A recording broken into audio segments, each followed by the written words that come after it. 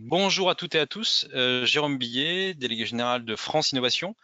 Alors, un petit mot d'introduction sur France Innovation avant de traiter la thématique du jour qui est animée par ABGI France.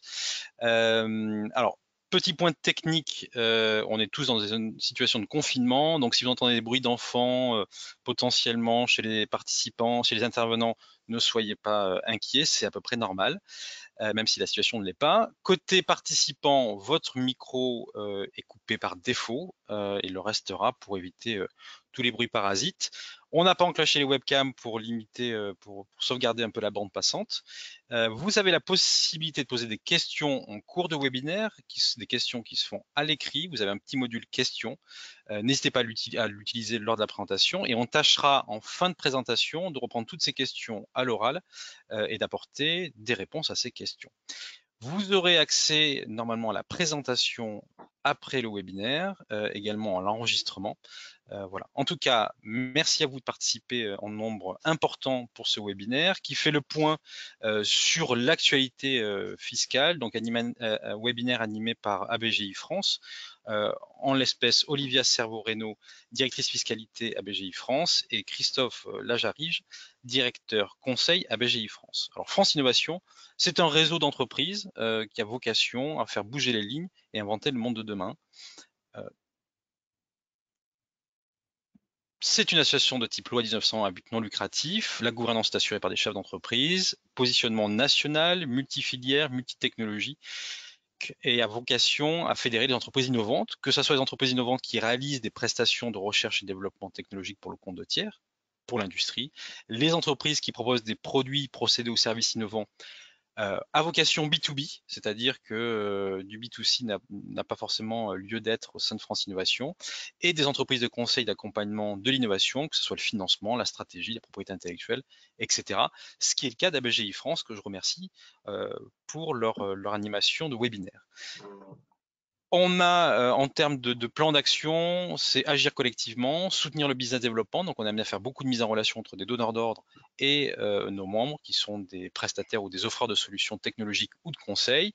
Vocation aussi à anticiper et à informer. Et bien entendu, on essaye de valoriser au mieux le savoir-faire des entreprises qui sont membres de France Innovation. Quelques dates, 28 avril, très prochainement, France Innovation Meetings, qui est des rencontres d'affaires en visio, entreprises innovantes sur une thématique mobilité. 10 décembre, ça sera santé, cosmétique et agroalimentaire. Les dates des prochains webinaires, 21 avril avec l'ADEME, même chose le 28 avril, présentation de France Innovation. Donc, si vous voulez en savoir plus sur l'association, n'hésitez pas à y participer, 23 avril à midi. Aide fiscale à la R&D, quelle opportunité de financement à court terme pour vos implantations internationales, 30 avril, là également animé par ABGI. Comment valoriser par l'open source, 7 mai. Opportunité sur l'élection Marie Curie dans le cadre H2020, 15 mai. Et tout savoir sur les jumeaux numériques, 26 mai à 11h. Ça, c'est un programme à date qui a vocation de toute manière à s'étoffer. N'hésitez pas à vous connecter régulièrement sur notre site. Plus de 120 sociétés membres à date, sachant que l'association a été lancée en début 2018. Je ne passe pas bien entendu toutes les sociétés qui en sont membres, ça n'aurait pas beaucoup d'intérêt, mais vous pouvez les retrouver facilement sur le site internet de l'association france-innovation.fr. Les différents logos. Pour nous rejoindre, vous avez les liens, nos coordonnées, également le site internet, les réseaux LinkedIn, réseaux sociaux LinkedIn et Twitter sont également à votre disposition. Et de suite, parce que c'est ce qui nous anime, ce qui anime le webinaire aujourd'hui, l'actualité sur la fiscalité des entreprises. Donc je laisse la main de suite à Olivia. Je change d'ailleurs de suite. Voilà, Olivia. Merci beaucoup, Jérôme. Bonjour à tous. Comme Jérôme vous l'a indiqué, Christophe et moi sommes heureux de pouvoir échanger avec vous aujourd'hui, malgré un contexte effectivement inédit et souvent un peu anxiogène. Notre objectif, c'est de vous faire passer une petite heure ensemble avec un soin tout particulier à vos préoccupations, à vous, chefs d'entreprise, avec un angle assez optimiste, positif. Et on espère que vous pourrez retirer de cette présentation une bonne compréhension des principales nouveautés qui impactent depuis le 1er janvier dernier le principal dispositif de financement fiscal de la recherche en France, qui est le crédit impôt recherche. Et également, vous proposer une vision synthétique pour que vous puissiez vous y retrouver facilement sur les principales mesures prises dans l'urgence via notamment les ordonnances et qui impactent la possibilité notamment d'utiliser le dispositif de crédit impôt recherche ou crédit impôt innovation. Alors, comme Jérôme vous l'a dit, nous serons deux, Christophe Lagerich, donc directeur conseil, et moi-même, Olivia Servoreno, directrice fiscale d'ABGI France. Donc, en 2 mots, ABGI, c'est un cabinet de conseil qui est spécialisé dans l'accompagnement de toutes les entreprises, de la TPE aux grands comptes du CAC 40, sur le financement de leurs recherches et de leurs innovations. Voilà. Donc, on espère bien évidemment en préambule que vous allez tous au mieux compte tenu du contexte et on est conscient encore une fois de la difficulté que vous avez aujourd'hui à mener à bien votre activité. Donc, quelques petits points positifs qu'on a pu constater. C'est un investissement massif de la part de l'État et des banques centrales pour leurs économies avec plus de 10 000 milliards de dollars investis à date. Quelques réouvertures aussi constatées, aussi bien en général que chez nos clients, et puis une reprise du secteur boursier. Cela, c'était avant les annonces de M. Macron d'hier soir, donc voilà, avec une reprise progressive programmée pour le 11 mai prochain, de manière plus globale. Voilà, donc ceci étant dit, maintenant, quelques mots sur les nouveautés qui résultent de la dernière loi de finances pour 2020. On est très préoccupé par les actualités, mais il ne faut pas en oublier les règles donc, qui sont apparues tout récemment, parce qu'effectivement, financer sa R&D, c'est notamment maîtriser le périmètre d'éligibilité. Et on va commencer par l'une des dépenses, la seconde dépense la plus importante en termes de valeur, je mets les frais de fonctionnement de côté, qui est la dépense de recherche externalisée. Donc, vous le savez, on peut intégrer dans l'assiette du crédit impôt recherche les dépenses qu'on expose lorsqu'on confie une opération R&D à un sous-traitant. Alors, ce sous-traitant doit être public ou privé, mais agréé. Et donc, notre dernière loi de finances pour 2020, malgré une sanctuarisation annoncée par le gouvernement du CIR, impacte de manière assez importante la dépense donc, de sous-traitance, enfin, l'encadrement de son éligibilité via une mesure dite anti-abus pour mettre un terme à une pratique que l'administration fiscale, le ministère de la Recherche et plus globalement les parlementaires ont voulu annihiler, enfin mettre fin, à savoir la sous-traitance en cascade. Alors, de quoi parle-t-on? C'est le fait que le sous-traitant que vous ayez choisi décide de sous-traiter tout ou partie, alors plutôt partie, de la prestation que vous lui aviez confiée. Alors, peu importe le sous-traitant, qu'il soit public ou privé, cette mesure anti-abus s'applique aux 2 situations. Pour quand? À quel moment? Eh bien, cette mesure anti-abus s'applique dès les dépenses exposées à compter du 1er janvier 2020. Qu'est-ce que dit cette mesure? Elle dit que vous pouvez intégrer dans votre CIR uniquement les dépenses que vous avez exposées auprès de vos sous-traitants, sous réserve que celui-ci réalise directement l'opération de R&D qui lui a été confiée. Une dérogation tout de même, si celui-ci décide finalement de sous-traiter une partie de la prestation confiée, il faut qu'il le fasse auprès d'un organisme public ou d'un organisme agréé. Alors, pour vous concrétiser un petit peu les choses, je vous propose cette illustration qui permet de comprendre en fait les raisons pour lesquelles ces mesures ont été prises. Mettons qu'on ait une entreprise qui décide de confier 100 000 € de dépenses à son sous-traitant. Alors, 2 cas de figure. Premier cas de figure, mon sous-traitant est privé agréé, donc je peux théoriquement intégrer dans mon crédit impôt recherche 100 000 €. Deuxième cas possible, c'est un public ou un assimilé public. Et comme vous le savez, je peux dès lors intégrer le double de la facture qu'il me confie, enfin qu'il m'a adressée, donc à savoir 200 000 € dans mon assiette de crédit impôt recherche. Je pars du principe que tous les postulats de base d'éligibilité technique sont bien validés sur cette prestation. Que fait mon sous-traitant, on va dire, premier niveau? Donc, mon sous-traitant, s'il est public, pas de crédit impôt recherche possible. Et s'il est privé agréé, vous savez que depuis avril 2014, mon sous-traitant privé agréé doit déduire de l'assiette de son CIR les sommes reçues par vous, donc à savoir 100 000 € au cas particulier. Quid de mon sous-traitant second niveau? Eh bien, il est vrai que si mon sous-traitant décidait de confier une partie de la mission qu'on lui a confiée à un organisme privé non agréé, théoriquement, celui-ci pourrait valoriser dans son CIR la R&D consécutive à cette mission. Donc, théoriquement, il pourrait intégrer dans son CIR 100 000 €. Donc, c'est vraiment ce cas-là, c'est-à-dire le risque de voir une même dépense, au cas particulier 100 000 €, valorisée chez A et chez mon sous-traitant de second niveau. Alors, quelle est la mesure qui est donc totalement interdite? Et bien, vous l'aurez compris, c'est le cas du donneur d'ordre qui confie à un sous-traitant public ou privé agréé une prestation que lui-même sous-traite à un organisme privé non agréé. Puisqu'on l'a compris, il y a un risque de double valorisation. Ça, concrètement, ça veut dire quoi pour vous, donneur d'ordre? Eh bien, ça vous impose d'être extrêmement vigilant. Et notamment, je pense aux phases de négociation, de rédaction de vos contrats ou avenants au contrat cadre, puisque vu le contexte actuel, le nouveau contexte qui nous est donné, eh bien, force est de constater qu'il va falloir encadrer la sous-traitance de votre sous-traitant, soit en l'interdisant purement et simplement, soit en indiquant clairement qu'en cas de sous-traitance de second niveau, il faut que le prestataire choisi, s'il n'est pas public, soit un prestataire privé agréé.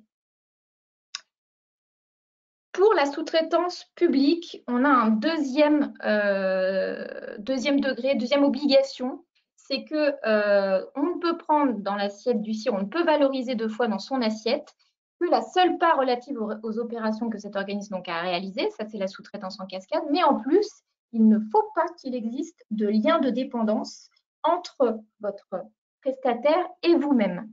Alors, vous me direz, pour un sous-traitant de type CEA, CNRS ou des universités délivrant un grade de master, il y a assez peu de risques de voir un lien de dépendance. Parce que, attention, ce lien de dépendance, il peut être de droit, mais il peut être aussi apprécié de fait.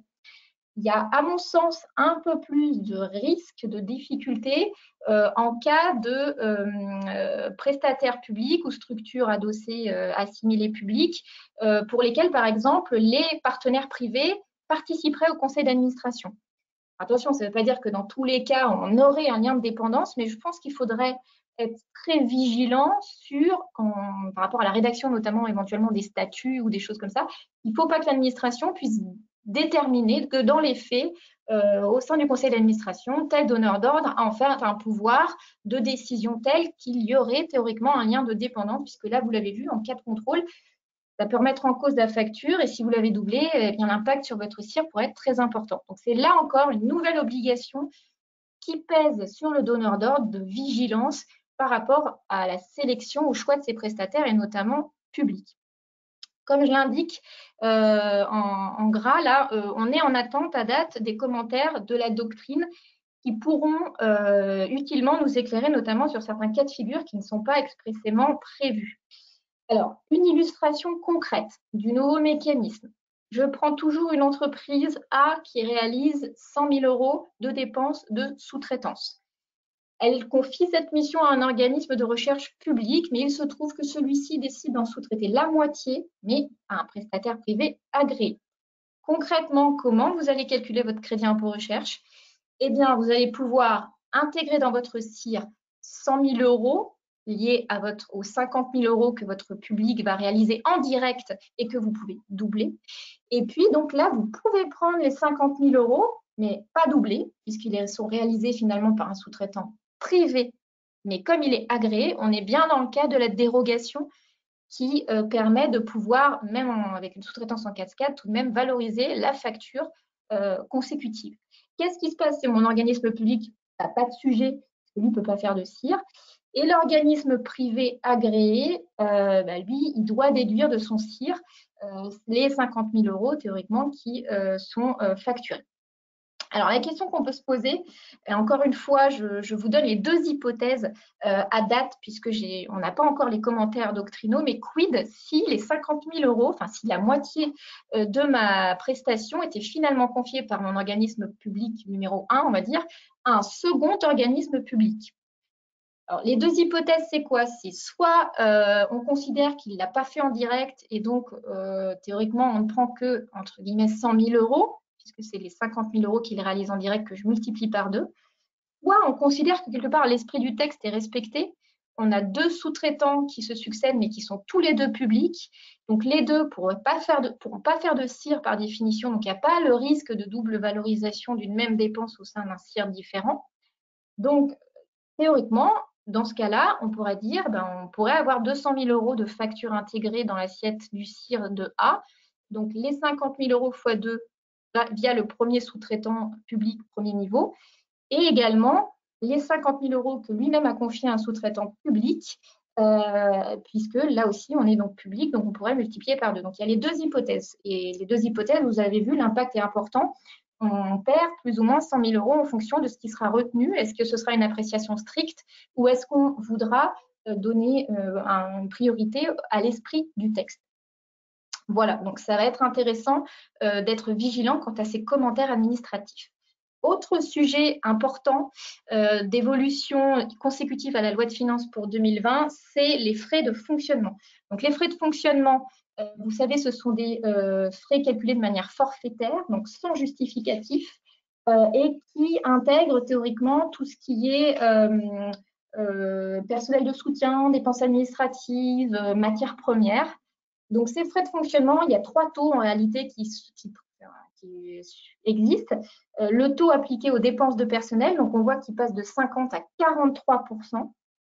Donc c'est une baisse de 7%. Et théoriquement, les calculs à la louche veulent que la plupart des déclarants CIR seraient impactés entre 2 et 5% par rapport à cette baisse des frais de fonctionnement. Vous avez un deuxième taux qui reste pour le coup, qui ne bouge pas, c'est celui sur les jeunes docteurs. Même si c'est une dépense de personnel, c'est des frais de fonctionnement qui sont particuliers puisqu'ils sont à 200% et ces frais de fonctionnement-là ne bougent pas. Donc, le statut jeune docteur reste extrêmement intéressant. Et le troisième taux, c'est celui applicable sur les dépenses d'amortissement qui est à 75% et qui, lui, n'est pas touché par l'évolution de la dernière loi de finances. On appliquera cette baisse de taux des frais de fonctionnement sur les dépenses de personnel aux dépenses exposées à compter du 1er janvier 2020. Autre sujet intéressant, celui des obligations déclaratives.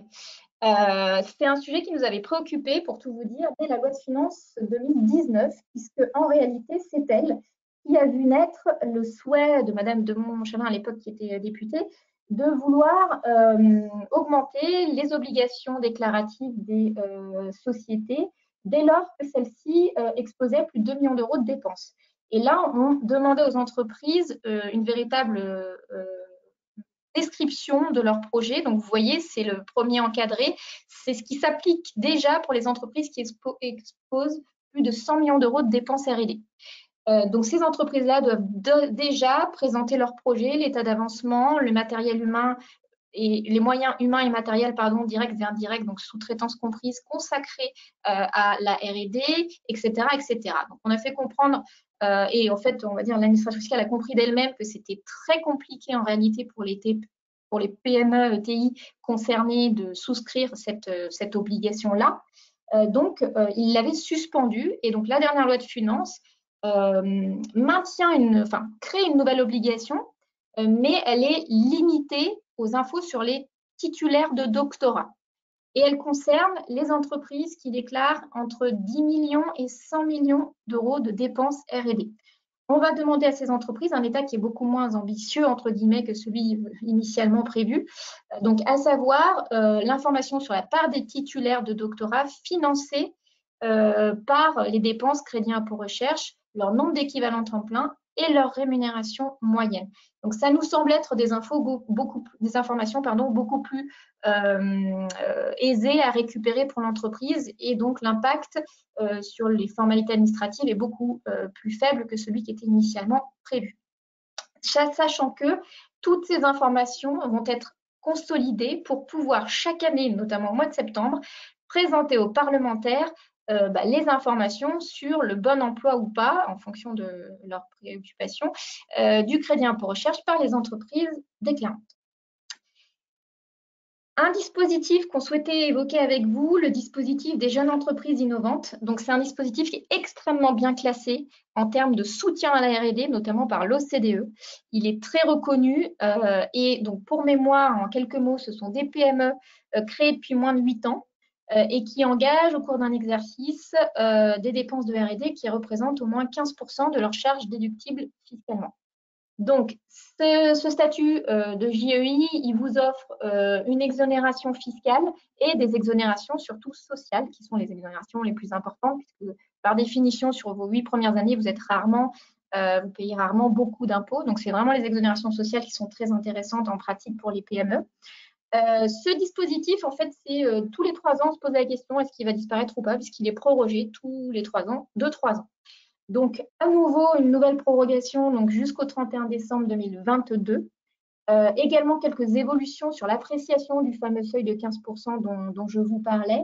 Et puis, je vous parlais de rapport. Là aussi, les parlementaires souhaitent un rapport avant le 30 juin 2022 qui permette de vérifier plusieurs points qui pourraient notamment piloter, diriger les principales évolutions qui pourraient impacter ce dispositif. Est-ce qu'on ne pourrait pas passer, par exemple, de 8 à 10 ans, moyennant une suppression de l'exonération fiscale? Quid de l'intégration des dépenses crédit impôt innovation? Parce que c'est très paradoxal, mais les jeunes entreprises innovantes, en fait, on parle des dépenses au sens crédit impôt recherche. On ne prend pas en compte les dépenses qui résultent du crédit impôt innovation. Donc, c'est un vrai hiatus et c'est confondant et ce n'est pas très logique. Donc, tout cela, toutes ces mesures-là, pourraient éventuellement être intégrées sur une évolution du dispositif sous réserve des conclusions donc, du rapport qui est attendu dans 2 ans. Enfin, dernier sujet et non des moindres, tout de même, les crédits d'impôt, frais de collection et crédits d'impôt innovation sont sur la sellette entre guillemets, c'est-à-dire qu'à date, ils ne seront maintenus que jusqu'au 31 décembre 2022. Le crédit impôt innovation, pour mémoire, c'est un tout jeune crédit d'impôt. Il a été créé en 2013 pour les PME. Il est égal à 20% des dépenses que vous exposez dans la limite de 400 000 euros. Donc, il est au maximum de 80 000 euros par an. Mais rassurez-vous, dans les discussions actuelles qu'il peut y avoir sur ce sujet-là, il serait question de pas forcément le supprimer purement et simplement, mais éventuellement d'intégrer certaines de ces dépenses dans l'assiette du crédit d'impôt recherche. En tous les cas, c'est sur ces propositions-là que nous appuyons et que nous espérons voir éventuellement adopter. Voilà sur les évolutions liées à la loi de finances, sur les crédits d'impôt, recherche, innovation, etc. JEI. Je laisse la parole maintenant à Christophe Lajarige qui va pouvoir évoquer avec vous les mesures d'urgence qui ont été prises via les ordonnances de mars 2020. Oui, bonjour à tous. Merci Olivia. Une fois qu'on a évoqué la situation depuis le début de l'année, donc suite à la loi de finances, la question c'est comment répondre à l'inédit de la situation actuelle et continuer à soutenir les entreprises. Donc effectivement, il y a eu un certain nombre de mesures qui ont été annoncées depuis le début de la crise et officialisées à travers cette ordonnance du 20 mars 2020. Alors la première qui est quand même celle qui intéresse le plus les chefs d'entreprise aujourd'hui, c'est la restitution du crédit d'impôt recherche et son traitement accéléré. Alors, ce qu'il faut retenir, ce qu'il faut savoir, c'est que si votre société bénéficie d'un ou plusieurs crédits d'impôt effectivement restituables en 2020, et donc au cas particulier qui nous intéresse, notamment du crédit d'impôt recherche, vous pouvez dès maintenant, tout de suite, demander le remboursement. Alors, je précise, demander le remboursement du solde, évidemment, après imputation, si ça vous est applicable, sur l'IS.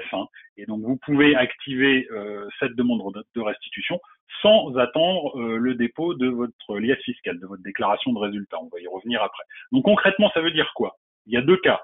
Soit vous êtes une entreprise qui bénéficiait déjà d'une procédure de restitution, à savoir vous êtes une PME, une TPE ou une JEI. Donc là, ça veut dire que votre crédit d'impôt recherche au titre des dépenses de R&D exposées en 2019, donc votre CIR 2019, est remboursable et restituable maintenant. Donc vous pouvez dès à présent, et même si vous n'avez pas déposé votre pièce fiscale, faire une demande de remboursement. Pour les autres sociétés, donc les ETI et les grands groupes, mais ça va concerner, bien entendu, votre créance non utilisée de crédit d'impôt recherche au titre des dépenses R&D que vous aviez exposées en 2016 et donc déclarées en 2017. Donc ça, c'est vraiment à garder en mémoire.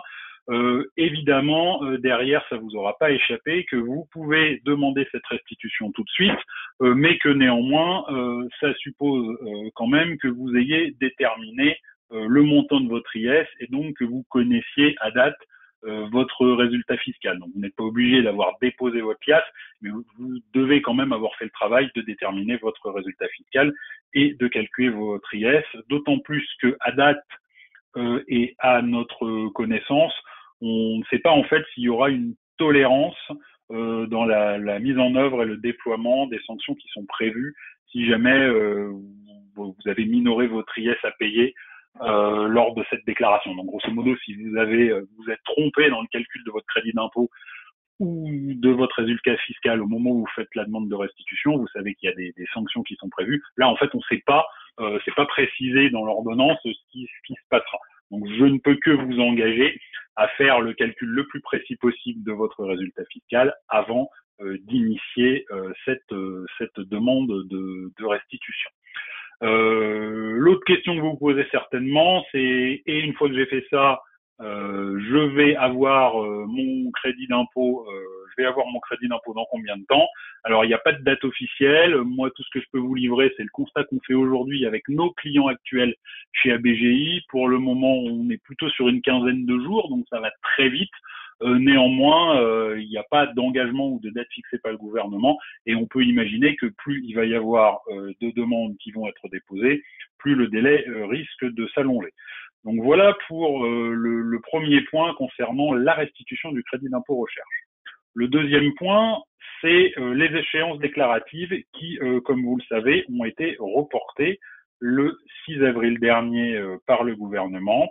Donc l'idée, c'est de dire qu'il y a une nouvelle échéance pour la déclaration de résultats, donc au titre des exercices clos, le 31/12/2019.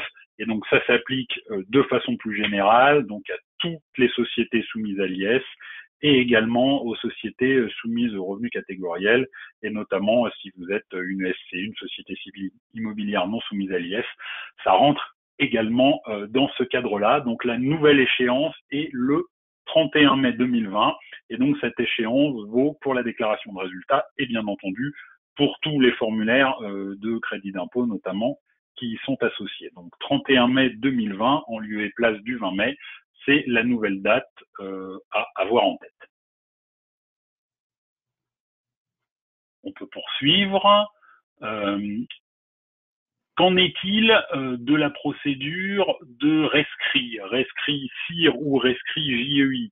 Je vous rappelle rapidement ce que c'est qu'un rescrit. C'est une procédure que l'entreprise peut engager à son initiative pour demander une prise de position formelle de l'administration fiscale sur un point très précis, donc sur une situation de fait au regard d'un texte fiscal, donc là en l'occurrence au regard du CIR ou du dispositif JEI, et qui, s'il est validé, finalement en porte garantie à votre bénéfice, y compris s'il y a un changement de doctrine qui a lieu plus tard. Donc pour mémoire, le délai traditionnel pour ces rescrits-là, il est de 3 mois. Là, l'idée, c'est que le délai, en fait, a été suspendu. Donc, quand on dit qu'il est suspendu, il est suspendu dans les deux sens, c'est-à-dire le délai qui courait avant, après lequel il y avait un accord tacite de l'administration, et puis également le délai pendant lequel le contribuable était susceptible de devoir répondre si jamais il était questionné sur son rescrit. Pendant combien de temps est-il suspendu? C'est là qu'on introduit une notion intéressante, c'est la notion d'état d'urgence sanitaire, puisque grosso modo, ce délai-là, il est suspendu depuis le 12 mars et jusqu'à un mois après la fin de l'état d'urgence sanitaire. Donc, je vous rappelle, l'état d'urgence sanitaire, c'est différent de la date de déconfinement, qui pour le moment est fixée au 11 mai, et on l'espère le reste là. L'état d'urgence sanitaire, il a été voté au Parlement le 22 mars pour une durée de 2 mois. Donc, l'état d'urgence sanitaire, il se poursuit jusqu'au 22 mai. Donc là, en l'occurrence, ça veut dire que cette suspension des délais sur le rescrit court jusqu'au 22 juin, à date, bien entendu, s'il n'y a pas de modification dans cette date de l'état d'urgence sanitaire. On va parler maintenant d'un autre point, et non des moindres, les contrôles fiscaux. Alors, il y a plusieurs cas. Le premier, évidemment, ce sont les contrôles actifs.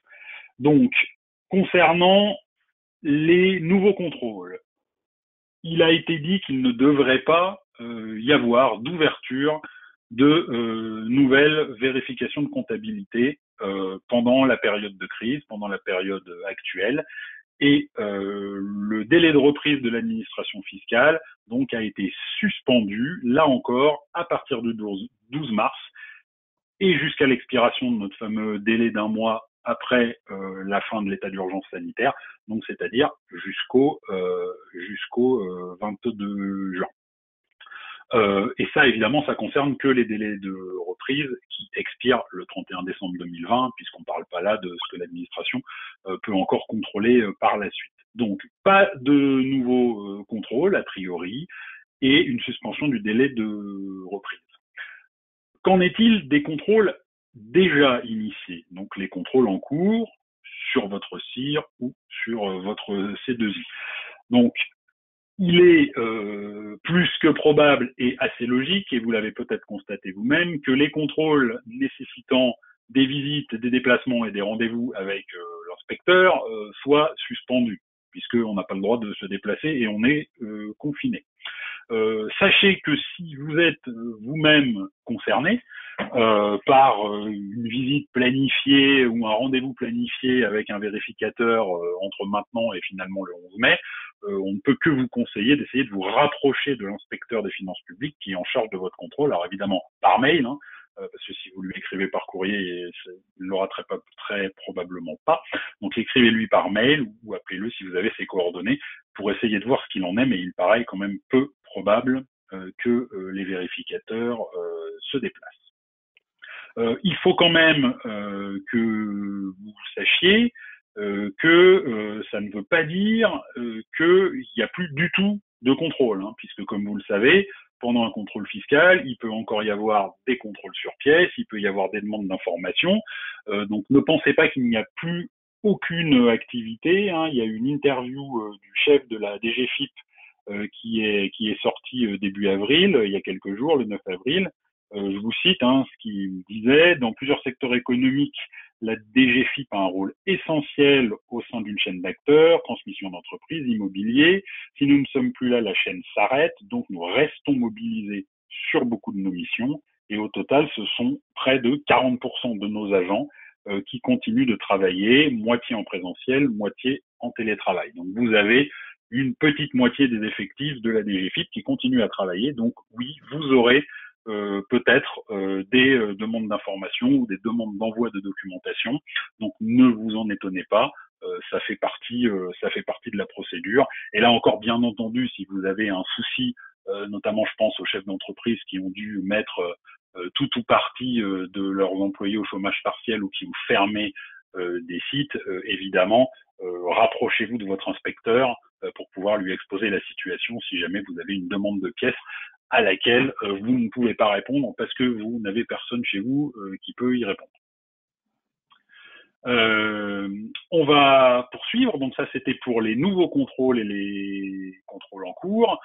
Les vérifications de comptabilité qui sont terminées et pour lesquelles vous êtes susceptible ou vous avez peut-être déjà reçu une proposition de rectification depuis la situation de crise. Il faut que vous ayez en tête que l'administration n'a pas modifié ses courriers officiels. Donc le courrier que vous recevrez, la proposition de rectification, évoquera les délais traditionnels, c'est-à-dire 30 jours, avec une prorogation possible de 30 jours supplémentaires. Mais là encore, pour tenir compte du contexte particulier, il a été décidé que pour toutes les propositions de rectification qui seraient reçues après le 12 mars et avant, et jusqu'au délai d'un mois à compter de la fin de la période d'état d'urgence sanitaire, toujours celle-là, eh bien, le délai était suspendu et ne commencerait à courir qu'à la fin de la période d'état d'urgence sanitaire. Donc, grosso modo, si le 27 mars, vous recevez une proposition de rectification, la fin de la période d'urgence, je l'ai dit tout à l'heure, c'est le 22 mai. Donc, ça veut dire que votre délai initial de 30 jours, il se terminera 30 jours après, un mois après le 22 mai. C'est un peu compliqué à dire, mais c'est ça l'idée. Donc, le 22 juillet, et que si vous demandez une prorogation, le délai prorogé se terminera le 22 août. Donc, grosso modo, tout ce que vous recevez comme proposition de rectification entre le 12 mars et le 22 mai fera que ce délai est suspendu et ne commencera à courir qu'à partir du 22 juin. Ça fait beaucoup de dates, mais je pense que vous m'avez suivi. Et ça, c'est important à avoir en tête. Donc, ne vous traumatisez pas si vous recevez une proposition de rectification. En tout cas, ne vous traumatisez pas sur la date. Le contenu, c'est une autre affaire. Je ne vous le souhaite pas, mais c'est une autre affaire.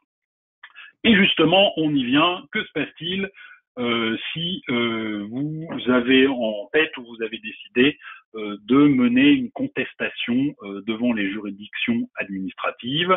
Ça peut être notamment, oui, si vous êtes en litige, ça peut être si vous avez un FIR que vous aviez déclaré précédemment, donc qui a été rejeté, également si vous avez initié une déclaration rectificative.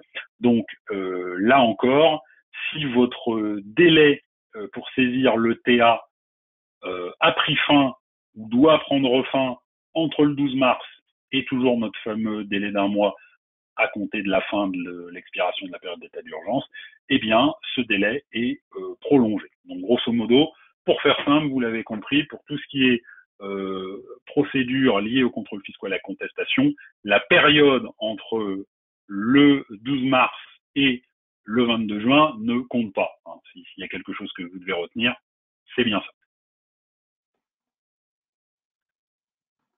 Ça vous permet d'avoir un topo sur les contrôles fiscaux. Il y a un dernier élément important à avoir en tête. Vous l'avez certainement vu, le ministère de la Recherche a allongé, repoussé le délai de dépôt des dossiers pour les nouveaux agréments CIR. Donc, il a été repoussé il vous reste une journée, il a été repoussé au 15 avril, donc à demain.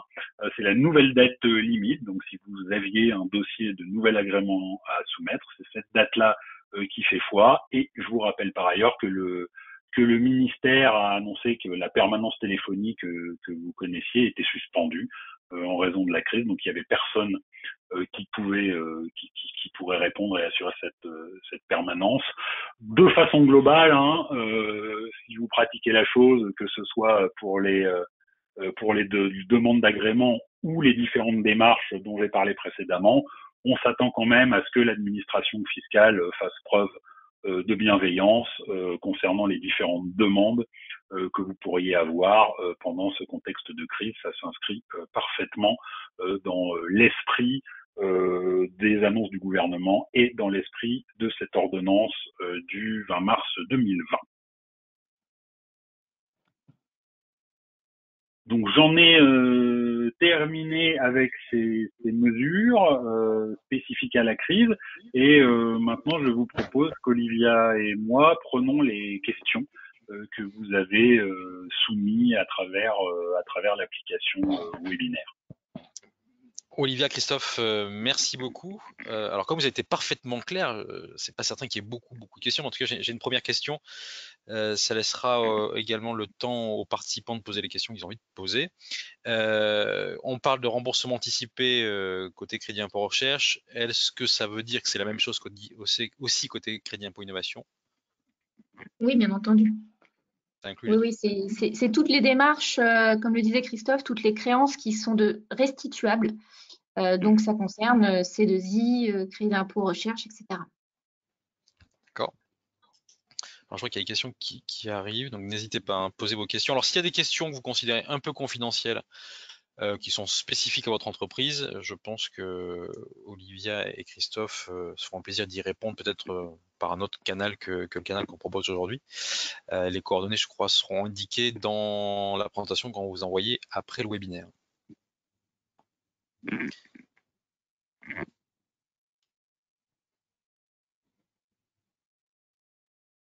Alors, en cas de demande de remboursement de CIR et C2I, avez-vous constaté d'ores et déjà des demandes d'informations systématiques? Alors, la réponse est non. En ce qui nous concerne, on a plutôt. Alors, il y a deux cas. Il y avait des cas où on avait déjà déposé des demandes de remboursement et pour lesquels on avait déjà reçu des demandes d'information. Et la plupart dans la plupart des cas, pardon, on a vu une restitution de la créance CIR et la fin des demandes d'information. Et pour les nouvelles demandes de remboursement qu'on a pu réaliser, notamment suite à l'ordonnance de mars 2020, eh bien, à date, on constate des délais, comme l'a dit Christophe lors de la présentation, entre 10 et 15 jours. Mais on est vigilant au retour terrain quand même parce qu'il ne faudrait pas qu'effectivement ces mesures perdent leur sens via des demandes d'information adressées fréquemment, mais pas constatées à date en tout cas. Très bien.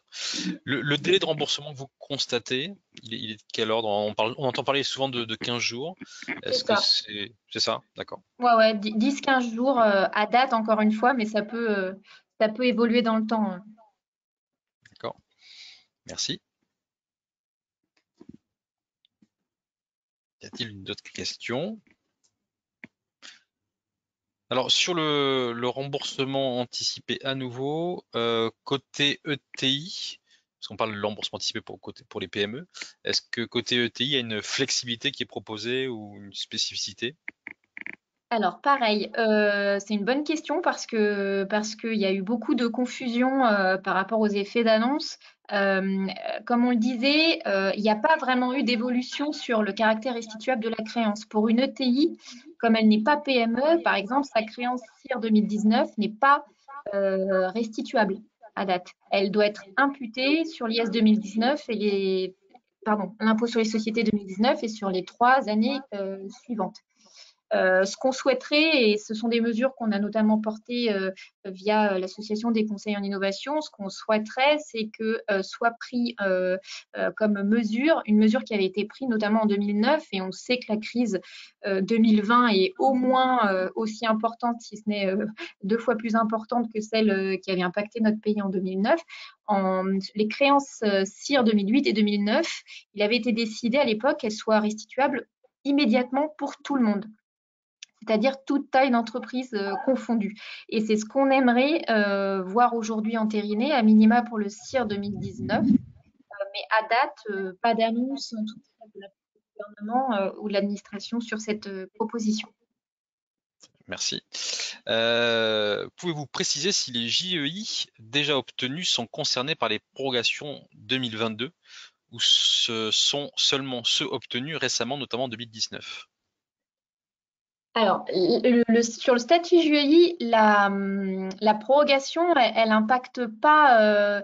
En fait, si vous voulez, c'est simplement que le statut JEI son bénéfice n'était réservé qu'aux entreprises créées au 31/12/2019. La prorogation, c'est simplement la possibilité pour des entreprises qui seraient créées après de pouvoir revendiquer les exonérations sociales et fiscales du statut JEI pour les entreprises qui se créeront jusqu'au 31 décembre 2022. La prorogation du dispositif, ce n'est pas un allongement des périodes d'exonération fiscale et sociale, c'est simplement la possibilité pour des entreprises qui seraient créées après le 31 décembre 2019 de pouvoir en bénéficier. Donc, on reste bien sur 8 années maximum de bénéfices des exonérations sociales et fiscales. Et en revanche, comme je vous l'ai dit tout à l'heure, il y a un rapport qui doit être produit donc dans 2 ans et qui s'intéresse à l'idée de prolonger la durée d'exonération sociale de 8 à, qui pourrait aboutir à ça, c'est-à-dire une prorogation de l'exonération sociale de 8 à 10 ans. Mais ça, ce sont des projections, ce sont des projets et ce n'est pas encore du tout validé. Merci. D'autres questions? Est-ce que certaines aides aux PME sont cumulables ou non? Et quels sont les plafonds de ressources ou baisse de revenus à justifier? Qu'entendons-nous par baisse de revenus activité précisément? Alors, il y a tout un tas de dispositifs avec les fonds créés notamment par l'État de soutien où là, il y a des minimums, des seuils, etc. Sur les aspects aide fiscale, il n'y a pas de disposition sur des minimums de chiffre d'affaires ou d'impact Covid à présenter. On est sur des dispositifs qui sont naturellement cumulables. Vous pouvez être JEI, déclarer du CIR et du crédit d'impôt innovation. Donc là, il n'y a pas d'évolution sur ces aspects-là, puisque déjà, les dispositifs dont on vous a parlé étaient déjà cumulables. Sans limitation, il n'y a pas de sujet de minimis pour le crédit impôt recherche. Merci. Une question plus large. Pensez-vous qu'un plan Marshall est envisageable pour les startups? Alors oui, même plus globalement, je pense pour l'économie en général, il faudrait qu'il soit envisagé. Et pour les startups, alors il y a pas mal de choses qui sont d'ores et déjà en vigueur. Il y a les 4 milliards d'euros qui ont été prévus là pour aider le dispositif, enfin le vivier de startups françaises qui sont extrêmement actives et qui sont fortement impactées par, par l'épidémie de Covid-19. Donc, il y a déjà pas mal de mesures de prise, notamment sur les aides directes. Sur les aspects aide fiscale, on pourrait encore une fois aller au-delà, mais à date, on vous a vraiment indiqué tout ce qu'il existait sur l'aspect crédit impôt recherche, crédit impôt innovation. Donc, il y a déjà pas mal de choses. Je vous enjoins à aller voir du coup le site impôt.gouv.fr sur la partie entreprise qui est plutôt, donc professionnel, qui est plutôt bien fait et qui est actualisé au fur et à mesure des annonces, des ordonnances ou des annonces du gouvernement. Donc, allez-y, il est assez bien fait. Il est notamment présenté sous la forme de FAQ, de foire aux questions, et donc il est assez facile à manipuler et à appréhender. Merci. Alors j'apporte un point et pour rebondir sur ce que disait Olivia, effectivement, alors BPI a fortement pris le sujet en main, de toute évidence, notamment sur, j'ai oublié le nom de l'aide qui était proposée, mais typiquement pour une startup qui est entre deux levées de fonds, c'est un nom spécifique sur le bridge, mais BPI France est capable de prendre le relais lorsqu'une startup attend les conclusions de sa deuxième levée de fonds ou troisième levée de fonds, donc entre deux tours de table. Typiquement, ça, c'est des aides qui sont disponibles. C'est BPI France et c'est votre délégué innovation ou contact en région qui peut œuvrer dans ce sens-là. Et puis sur les aides directes, ils ont, dans certains cas, proposé des versements anticipés de l'aide qui était attendue. French Tech Bridge, merci. Je vois une question, un commentaire. C'est bien le terme que je cherchais. J'étais sur Bridge, j'ai oublié French Tech. Voilà, c'est bien French Tech Bridge. Merci. Pas d'autres questions a priori. Je vous propose de conclure. En tout cas, merci. Merci Olivia et Christophe pour la clarté de vos propos. Alors si vous avez peut-être un mot de conclusion à dire, je vous laisse la parole. Oui, bien sûr. Merci à tous pour votre attention. Donc l'idée c'est quoi, hein, on traverse une période difficile et inédite tous ensemble. Donc vous avez vu les deux grandes catégories finalement de mesures qu'on vous a présentées. Il y en a une partie qui vise finalement à vous permettre de pas trop, je dirais, pénaliser vos fonds actuels et donc anticiper le remboursement de vos crédits d'impôt. Donc ça, c'est une bonne chose. Et puis, je vous rappelle qu'ABGI est là pour vous accompagner dans ces démarches-là.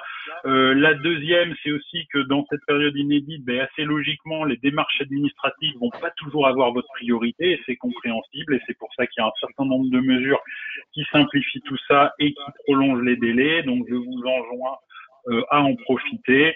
Néanmoins, faites attention quand même, faites attention à tout ce qui est contrôle du dispositif, du crédit d'impôt recherche.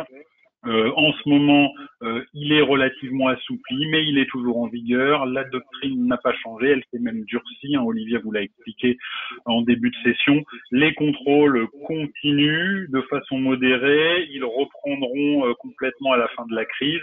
Donc, veillez à être bien en règle par rapport à ces délais, à ces prorogations de délai. Veillez aussi et commencez à anticiper les éventuels impacts à venir sur votre crédit d'impôt recherche, la baisse de votre activité R&D, le personnel qui est en chômage partiel et qui de fait ne va plus contribuer à la recherche. Toutes ces choses-là sont importantes aussi à garder en tête pour ne pas vous mettre davantage en risque une fois que l'activité aura repris, et on espère que ce sera très bientôt. Et sur ce, je vous remercie de votre attention et vous dis à la prochaine fois. Merci à tous. Merci beaucoup. Prenez soin À de vous. bientôt. Merci. Bon après-midi à tous. Au revoir.